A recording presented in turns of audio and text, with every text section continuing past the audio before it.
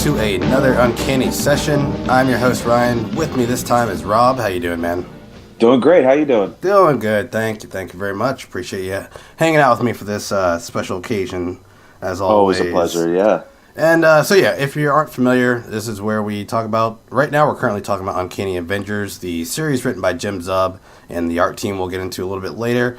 We just kind of recap the issue, put in our 2 cents as we make our way through it.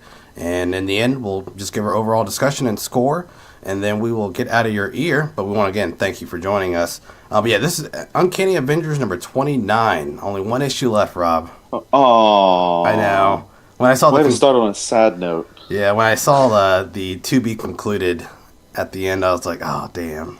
That reminder. Yeah. Dicks.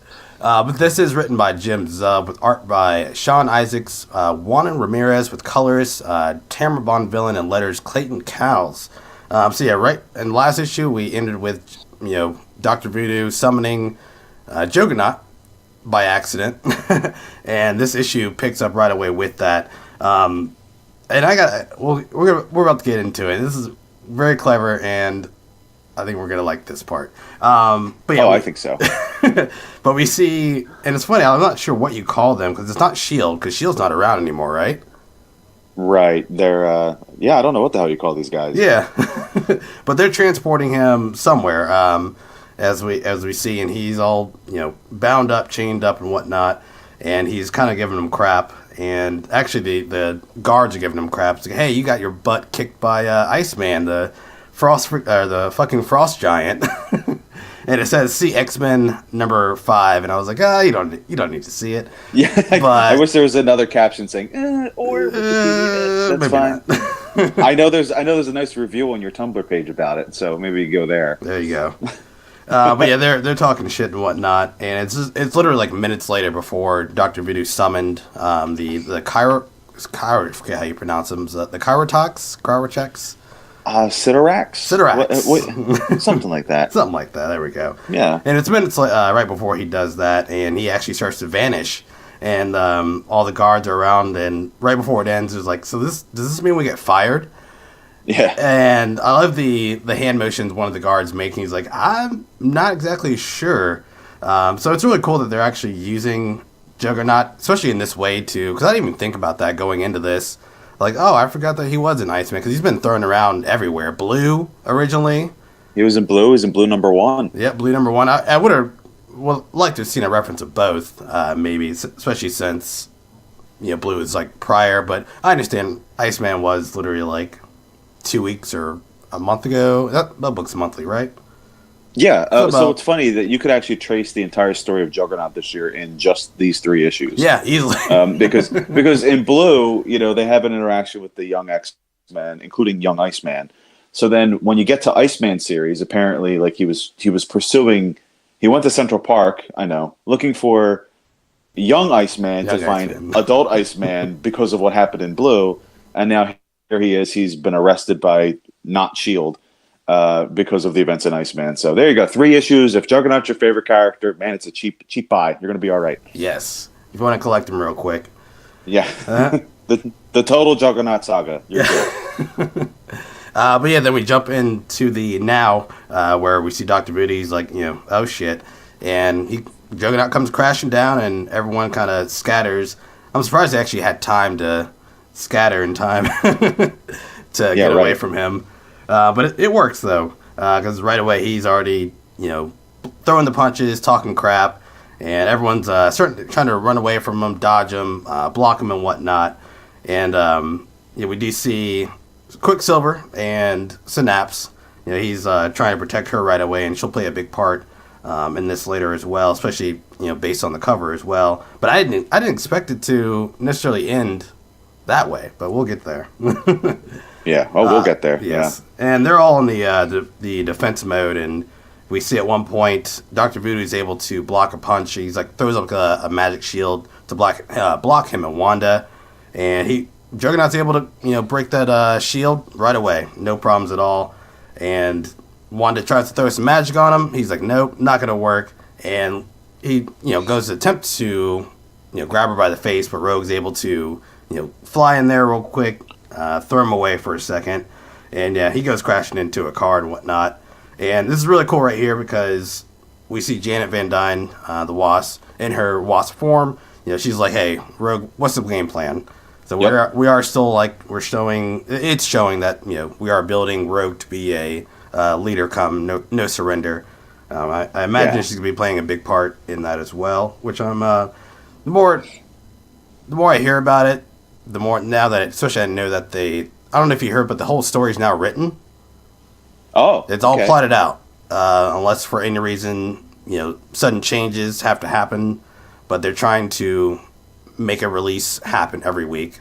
So nice, reassuring that the plot's done at least, so that's good to know. But right now, Wasp is like, hey, what's the game plan? And Rogue spits it out right away. She's like, we gotta isolate Juggernaut, lock him down, and she kind of throws everyone to task and what to do.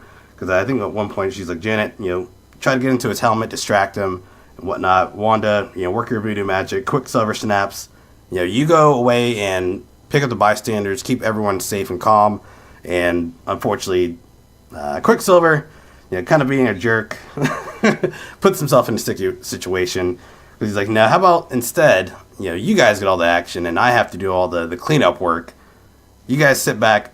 Me and Synapse are going to do this. And she's like, you see that look on her face. She's like, I'm not sure about this. He's like, of course. So, it is Quicksilver just being stupid. But what was some of your take on that? So far? There's so much going on, but I don't know. Quicksilver has always been a bit of a douche, a heroic douche, but a douche, cocky douche. And I'm so excited that Juggernaut, after 55 years, finally learned what to do and put on a second helmet under his helmet. I was like, look at you with your wig reveal. Good for you. I got you, buddy. So then you have, so far it's so dynamic. It's so much fun. I love that Rogue is taking a leadership role. Yes. I love that Rogue is just not fucking around. I love that Wasp, who is very clear later in the issue that she is a founding member, is like, whatever you say, Rogue, you're in charge. What do you want? I'm like, this is all good. This is all good stuff. It really is. Because then we go on and that's when he zooms off and she chases after him, and we see Dr. Voodoo and Wanda really slowly throughout every panel they are building that relationship up until this next issue, based on the cover. They have been a thing, and I'll get into that later as well. But as we go on, that's when Quicksilver tries to put his plan into work, and he's like, hey, I'm gonna punch the helmet off, tear it off, rip it off, throw it away, that way you can get into his mind. And then like you said, that's when it's revealed that he has a second helmet. He got smart. He figured it out. Yes, and Rogue sees it in Wasp, and they're like, oh shit, wait, he's vulnerable because he has the second helmet. And unfortunately, we see Synapse standing right in front of him, and fortunately, Juggernaut just swats her away. And although it doesn't look like much, you have to consider you just got hit by a tank. Yeah. And so quickly you see that panel of Quicksilver. He probably realizes that he's fucked up, and he's yelling out and whatnot, and runs after him. And his dumbass thinks he can take on Juggernaut, and he gets pretty much not even swatted away. He just runs into him and just bounces like a football field away. Exactly. Fucking hilarious. I didn't even think about that. That's really funny. But what else? What else as we go on? Anything else on that before I move on, though? I mean, it's I love this issue, so I don't want to dig it at all. But of course, with the new piping on the back of Juggernaut and the fact that he now has a lesser helmet, I'm not a fan of the piping. And he took the helmet off, and I was just like, this kind of looks like a a color swapped Bane. You know, like it doesn't really look exactly like Juggernaut anymore. Whatever, I still like it. It's just, Yeah, a little upgrade. Looks a little different, but It does. anyway. It does. I can go without the piping. If the piping wasn't there, I'd be cool with everything else. Yeah. But yeah, that's when Rogue is able to. Well, actually, Rogue puts her plan into motion because Wasp actually distracts him, and she's able to punch him, kind of distract him as well. It's all a distraction game at this point. And Dr. Voodoo decides to use his magic to. I should go back and say, since Quicksilver was able to rip off the helmet, a part of Juggernaut is now broken. So Dr. Voodoo is able to summon the Cyttorax onto him and fix him. And that's the plan. And we see a panel of Juggernaut and Rogue kind of pushing each other off, or not even pushing each other. Oh, such a good panel. It is. You feel it. You definitely feel it. You can feel how strong Rogue is there, you know. And I'm just like, fuck yeah, that's my girl. Yeah, especially with all the rocks and the rubble behind her, like, you know, making a mess. It's like, push all you want, and that's her plan, is to pretty much distract him so she can let go of her weight. And I didn't necessarily, I had to, like, kind of page back to this part, because at first I didn't necessarily get it. I figured she, like, let go of her weight to kind of toss him. So I'm figuring that Dr. Voodoo at that point, once she released herself, he was able to pull him towards the Cyttorax. I think so, yeah. Okay. So yeah, he's able to pull him to the Cyttorax, and this is where it gets pretty funny and like sad at the same time for poor Juggernaut, because he's had it rough. He really has, and this is like the ice cream of it all. You know, we forget that, you know, for about 10 minutes there, Juggernaut was actually a good guy. I mean, I do feel a little bad for him. Yes, he was a good guy. Because I believe I didn't read it necessarily, but was he on X Factor? Or he was on one of the X-Men teams, wasn't he? I think it was on X Factor. He was in the Exiles, maybe. Yeah, he had bounced around a little bit. But, I mean, it was short-lived, but whatever. Poor guy. Poor guy. Yeah, because essentially the Cyttorax are rebuilding him, and they are forming his armor around him. And he's like, you know, stop it, you know, yelling out. Poor guy. He's like, you know, I'll be good. And they're kind of, in that point, Dr. Voodoo is actually, I'll finish this real quick. Dr. Voodoo, you know, is starting to summon the Cyttorax to drag him into the portal and take him away. And I should mention at that point, that's where the pencils actually change, or the inks, I should say. And it was like I don't want to say a drastic change, but in the faces. Yeah, it did. Yeah, it became very obvious. Yeah, it became very obvious, and took me out of it for a second. But did that bother you at all necessarily, or throw you off? Well, only because, you know, there's a coloring similarity and a haircut similarity that often the Wasp looks like the new Shadowcat.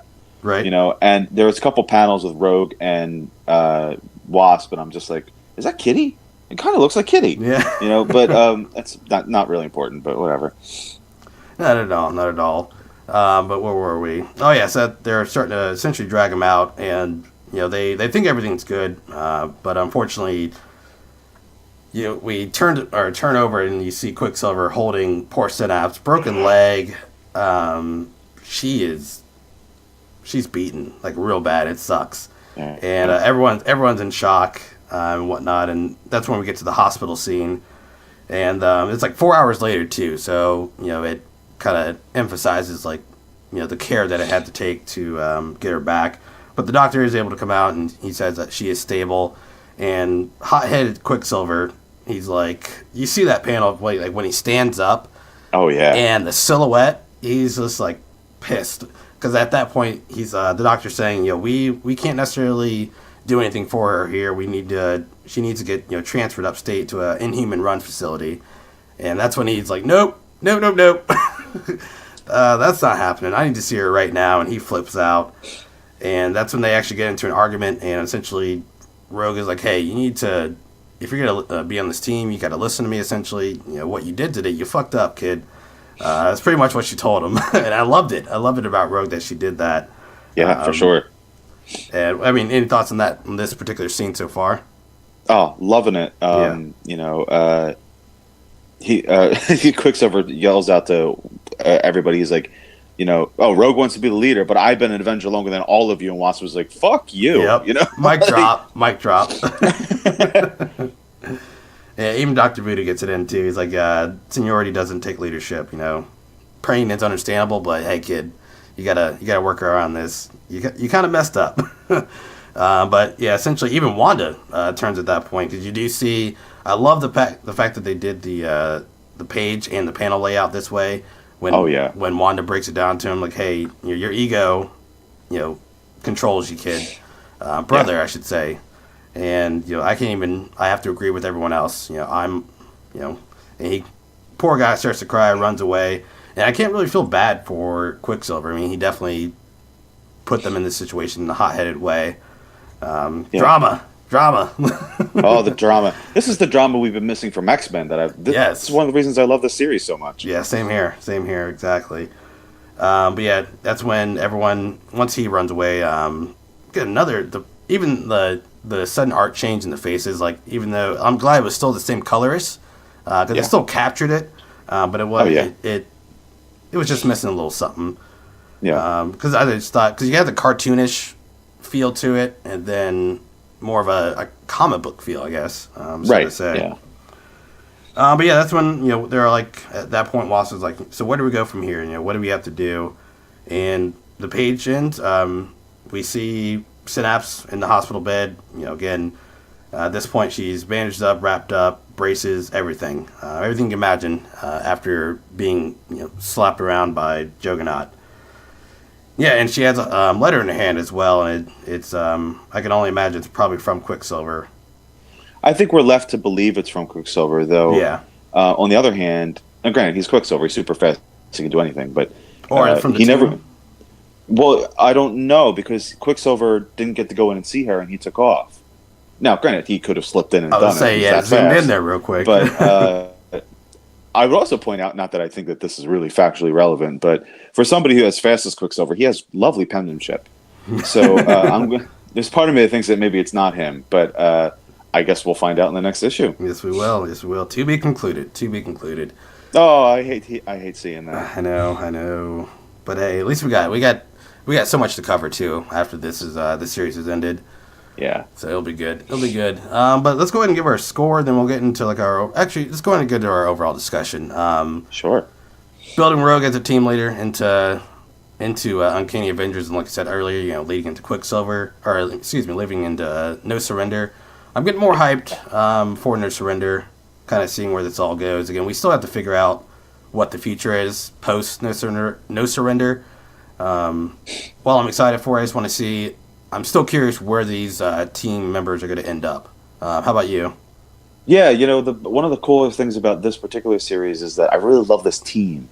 Yes. There are, I don't know, 30 Marvel team books on the market right now, and some of them have characters that we all love, and some of them are just like, who the hell are these people? Mm-hmm.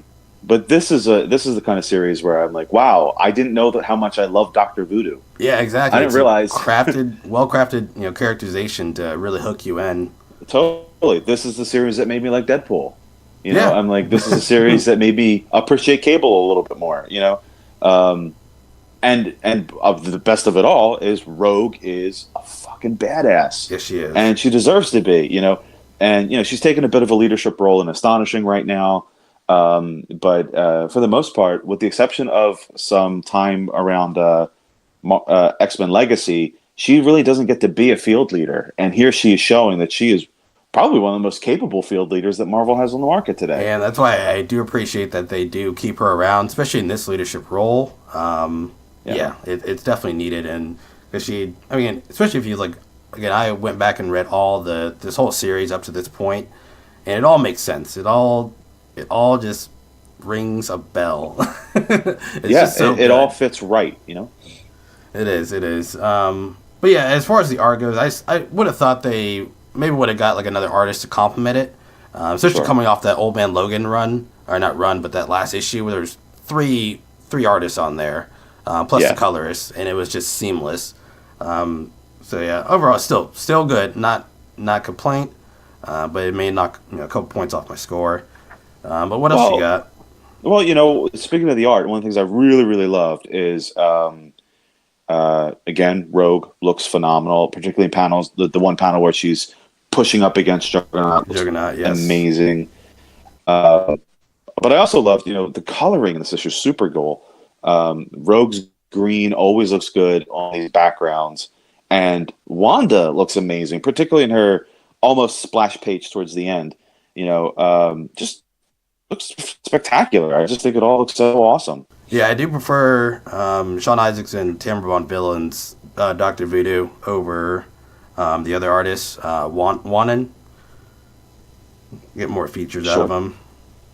Yeah. But, I mean, I love even the S.H.I.E.L.D. guys, non-S.H.I.E.L.D. guys at the beginning, guys and gals, all look great as well. Yeah. And go ahead. I was going to say, I really like, not only do they look great, but I like that one of them is very realistically pissing their pants because they're 2 feet away from the Juggernaut. I'm like, well, thank you for showing some humanity, because trust me, all of these cowards would freak out if this dude was loose. Yeah, if he got, and it's funny too, because even I forgot to mention that he messed with them at first, kind of tugged on it to scare him. God, that's perfect.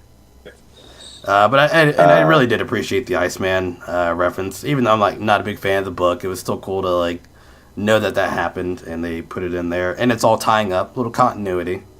We do appreciate continuity. We're big fans of that. Yes, we do. Though, speaking of continuity, there's a few things that I have questions about. I'm not saying I'm critiquing. I just have questions about. Mm-hmm. For one, we have Wanda and Quicksilver and their little spat. But let's be realistic. For all of this year, Wanda was basically possessed by a demon and doing the devil's work. Right. And Quicksilver was leading up a faction of the Resistance doing Secret Empire, plus being on Uncanny Avengers and being badass here. And it's just well, how is she all of a sudden moral authority? Let's run down her roster of bad choices, Although, kind of a nod to that, Quicksilver makes a pretty snide comment about Rogue, so Rogue is now the purest of us all? I'm like, well, yeah, that's a good point. Yeah. Got your point there, bud. But I guess we can kind of talk about the next issue. I mean, at least based on the cover, kind of what I guess we might see or might not see. I know since it is going to be the last issue for a while, or for the foreseeable future, we should say, we're going to probably tie up everything, I'd imagine, because we still have to see Beast and Wonder Man. Right. I imagine, because I feel like every seed that they always plant is always going to be touched on. Yes. So I figured that they are going to wrap up the Wanda and Wonder Man little deal that him and Beast talked about last issue. There's that. They still have to get together, I imagine, to talk to everyone else. But I don't know. I mean, I'm just not sure. I imagine it's also going to lead up to No Surrender, obviously. And maybe, I imagine Quicksilver's going to come back, because he's on the cover at least. Yeah, I mean, they can't, I think all of the characters in this series, Avengers, and is it Champions or U.S. Avengers, who's also in No Surrender? One of them. U.S. Avengers, too. And sure. Champions, I think, too. Sure, throw them all in. Fuck it. Right. So, you have all these characters, and, it's interesting to see, well, is Synapse now out of the equation? Is Quicksilver out of the equation? And that would be unfortunate, because I've come to really like Synapse, and I like Synapse with Quicksilver. That seems to be a cool combo. But on the other side, with the fact that Synapse has to more than likely go upstate to the Inhuman facility, right. We'll have to see if she does come back. Hopefully she does, because every piece of this team matters. I feel it without. You can bring in some. I even like the fact that Spider-Man was on the team for a second. He was like, nah, I can't do this. And now that Deadpool's gone, he actually might come back. But I'm getting off topic. Well, as we're trying to figure out it's all conjecture. We don't really know where everybody's going to land. But one thing is clear. It seems like Rogue is going to have a prominent role, so that's great. Yes. It seems like Wanda's going to have a prominent role. What are the Avengers without Wasp? So she'll have a role. Mm-hmm. And one character who's been consistent from the beginning is Voodoo, so he'll probably have a prominent role.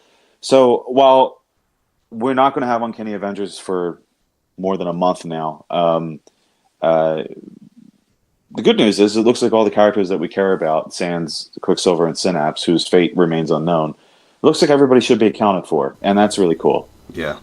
They all play a part in the whole No Surrender bit. How do you feel about No Surrender? Are you getting more hyped for it? I'm getting very hyped for it. I'm just Yeah, I feel really good about it. Um, I have thus far become a serious fan of Marvel Legacy, and I'm reading a lot of the rebooted stuff. So I'm excited to see where Avengers and Champions and U.S. Avengers all converge. Nice. I've been loving Uncanny Avengers all along, Yeah. but now I'm picking up all these other stories as well and seeing how they all connect, and I'm like, this should be good. So Yeah, I think it's going to be a good thing. I'm trying a couple things out right now outside of this and Legacy. Everything else I'm more looking forward to is coming out like late December, January, like when those things start to roll out. But I'm trying them out and seeing what happens. Cool. Very cool. Yeah, for sure. But what's going to be your score for this month's Uncanny session?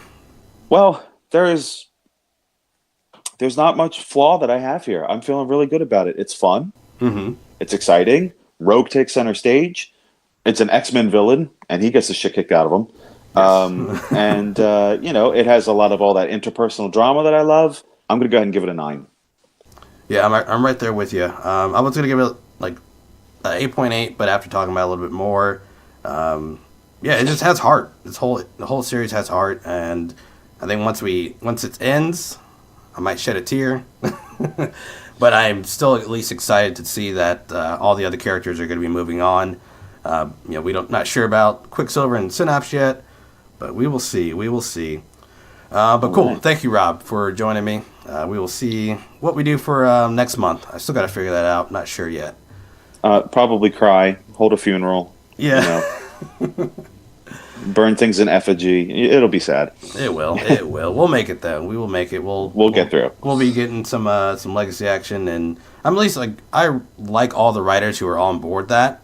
Yeah. Because you got Wade, Zub, and now and Ewing. And I believe I'm missing one more. Is that all of them?